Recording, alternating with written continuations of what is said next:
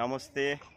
আমি আজকে এসেছি এই মুর্শিদাবাদ জেলার নবগ্রাম থানা সাঁওতাল পরিবার, আদিবাসী সাঁওতাল পরিবার, ছোট ছোট বাচ্চা,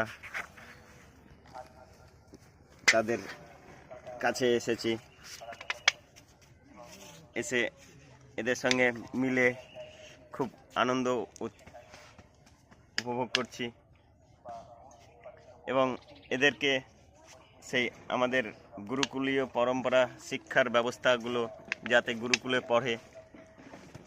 গুরুকুলে পড়াশোনা করে নিজের উন্নতি নিজে করতে পারবে, সেই জন্যে আমরা এসেছি। ওম নমস্তে। আপনারাও এইভাবে